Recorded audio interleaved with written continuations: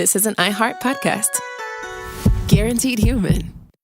On News World Podcast, we're celebrating America's 250th birthday, and I ask my guests how they're spending their 4th of July.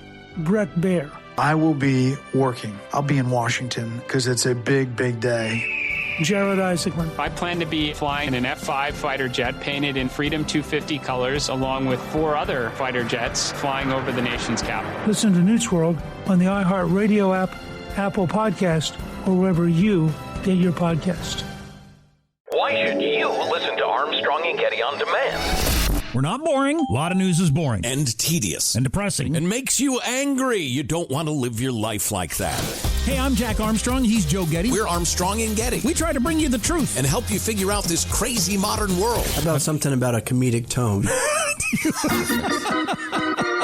We have a winner. Yes. Listen to Armstrong and Getty on demand on the iHeart Radio app, Apple Podcasts, or wherever you get your podcasts. Zohran Mamdani said in an interview this week that he was open to being the poster child for socialist candidates. Are you worried about more socialist candidates across the United States? I think it's a big threat to our nation, actually, because it's not socialism, it's really communism. They use the word social democrat because it sounds so nice, but it's really communism you're talking about. I think it's the biggest threat to our nation there is, maybe since our founding. I think this is the biggest threat to our nation. People will smile when I say that, but the smart people are going to say, he's probably right. You're listening to the 47 Morning Update with Ben Ferguson. Good Thursday morning. Nice to have you with us on the 47 Morning Update, and we've got one big story for you. The Supreme Court may have ruled to protect women's sports, but now we're finding out what Democrats plan to do next, and it's going to be central to their midterm election strategy. Get ready for another fight. All right, I want to take a moment and I want to talk to you about a company that I use every day. It's called Patriot Mobile. And so many brands today claim to stand for American values, but most of the time, well, it's all talk and it's no action. That's why Patriot Mobile is different. For more than 12 years, Patriot Mobile has been living their values and standing in the gap for every American who believes freedom is worth fighting for. Their business was founded on a simple conviction. If culture is being shaped through commerce, Americans deserve a real conservative alternative. Now today, Patriot Mobile is America's only Christian conservative wireless provider. And what they offer is premium priority nationwide service on any of the 3 major U.S. networks. You get unlimited data plans, international roaming, and a 100% U.S.-based customer support team. And with Patriot Mobile, you can even have 2 separate networks on one phone.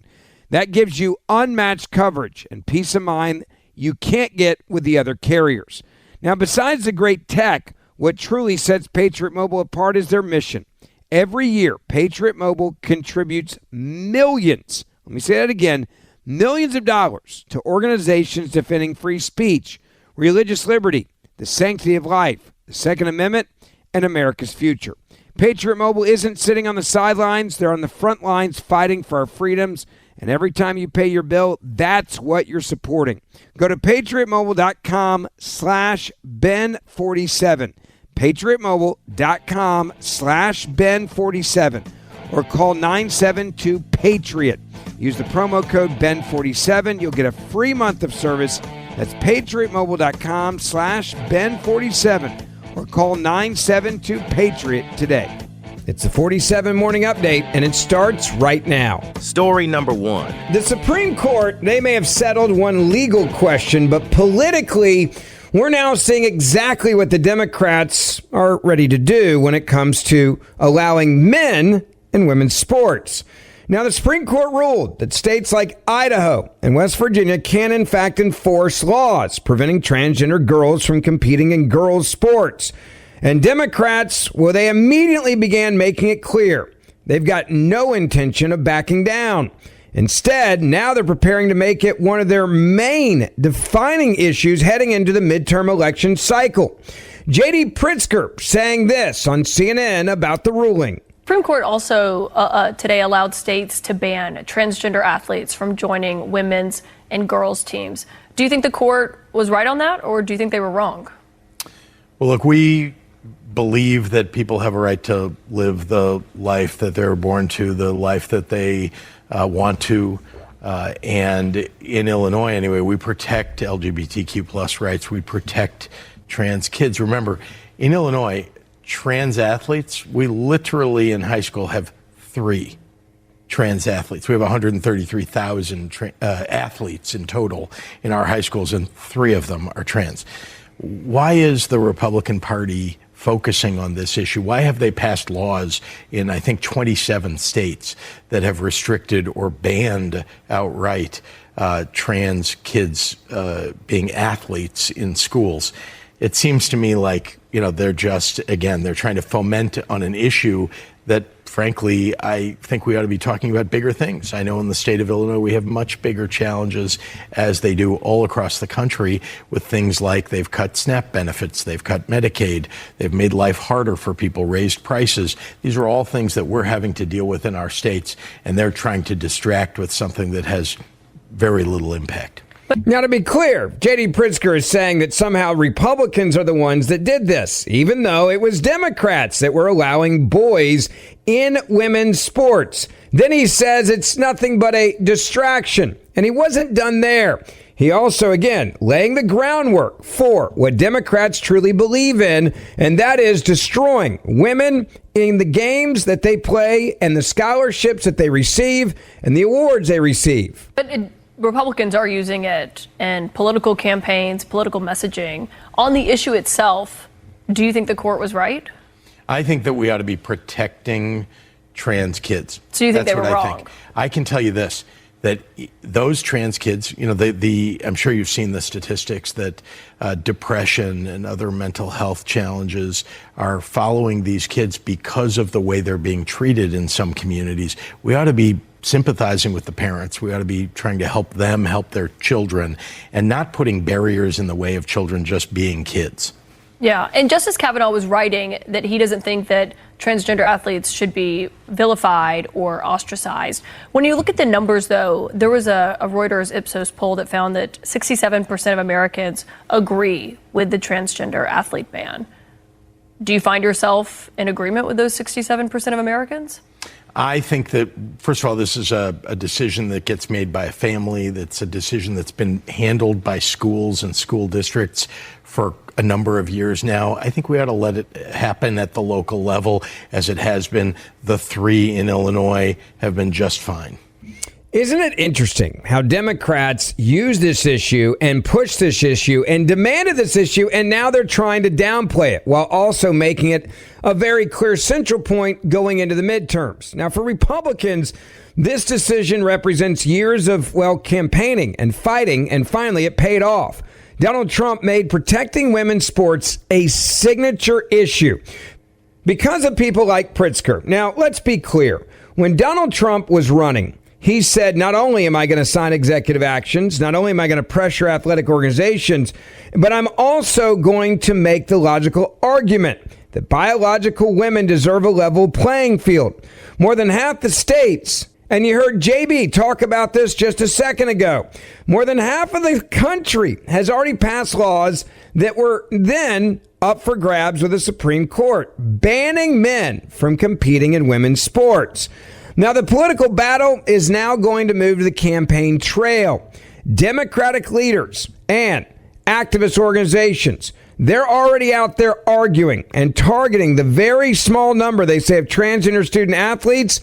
Well, it is discrimination, and the treatment of transgender youth is terrible, even though this law and the Supreme Court ruling has nothing to do with how you actually treat a person. They're also promising to continue the legal challenges everywhere they can. Now, support of the ruling is also, very different. Many conservatives say this is a victory for common sense because you should absolutely protect women's sports. There should be fairness in athletics. And they point to all of the scholarships, what President Trump did well. The roster spots, the championships, the athletic record books that are changed when a man competes with women. And biological differences, it matters in competitive sports. And that's exactly why this made it all the way to the Supreme Court. But to be clear, what Democrats are now going to do is they're going to say that you've dehumanized trans athletes. If you want to start a trans league, you can absolutely do it. No one is stopping you. Yes, trans athletes can compete, but women should not be forced to compete with men. Now, I want to take you back to some of the arguments that were made. The first case, I was there for those oral arguments, dealt with Idaho. And I want you to hear the back and forth of what actually happened and why the court got to the decision they have right now. You'll cut this part off. Idaho's law classifies on the basis of sex because sex is what matters in sports. It correlates strongly with countless athletic advantages like size, muscle mass, bone mass, and heart and lung capacity. Tragically, but not surprisingly, male athletes have even injured female athletes in many sports. If women don't have their own competitions, they won't be able to compete. And I don't know how you can say sex classification is not being challenged. There's no question here that a male who identifies as a female, but it's a male, is being excluded from a female sport, correct? That's correct. All right. By its nature, that's a sex classification. And all sex classifications, we have said repeatedly in our case law, require intermediate scrutiny. There are an awful lot of female athletes who are strongly opposed to participation by trans athletes in competitions with them. What do you say about them? Are they bigots? Are they deluded in thinking that they are subjected to unfair competition? No, Your Honor, I would never call anyone that. On the preliminary record in this case, and as the experts below agreed, circulating testosterone after puberty is the main determinant of sex-based biological advantage that HB 500 sought to address. And on this record, Lindsay Hecox has mitigated that advantage because she has suppressed her testosterone for over a year and taken estrogen. HB 500 thus fails heightened scrutiny as applied to Lindsay and transgender women like her who have no sex-based biological advantage as compared to birth sex females.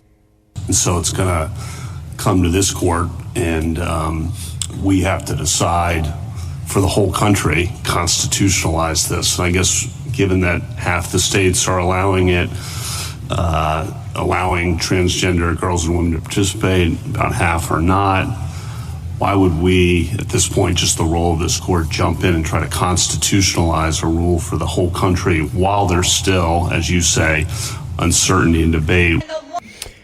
So here's what we know from all of that back and forth. The Supreme Court justices came out and they said, we must protect women's sports from men. Now, this is going to become a defining issue for the midterm elections. Elections are typically shaped by multiple factors, including the economy, immigration, inflation, and international events. But both parties here clearly see the transgender policy as an issue that energizes important parts of their base, their coalitions. And one thing is actually certain now. The Supreme Court issued its ruling, but the political debate, at least from the side of radical Democrats, is only intensifying. Thank you for listening to the 47 Morning Update with Ben Ferguson. Please make sure you hit subscribe wherever you're listening to this podcast right now. And for more in-depth news, also subscribe to the Ben Ferguson Podcast, and we will see you back here tomorrow. On News World Podcast, we're celebrating America's 250th birthday, and I ask my guests how they're spending their 4th of July. Brett Baer. I will be working. I'll be in Washington because it's a big, big day. Jared Isaacman. I plan to be flying an F-5 fighter jet painted in Freedom 250 colors, along with 4 other fighter jets flying over the nation's capital. Listen to News World on the iHeartRadio app, Apple Podcast, or wherever you get your podcast. Why should you listen to Armstrong and Getty on demand? We're not boring. A lot of news is boring. And tedious. And depressing. And makes you angry. You don't want to live your life like that. Hey, I'm Jack Armstrong. He's Joe Getty. We're Armstrong and Getty. We try to bring you the truth. And help you figure out this crazy modern world. How about something about a comedic tone? We have a winner. Yes. Listen to Armstrong and Getty on demand on the iHeartRadio app, Apple Podcasts, or wherever you get your podcasts.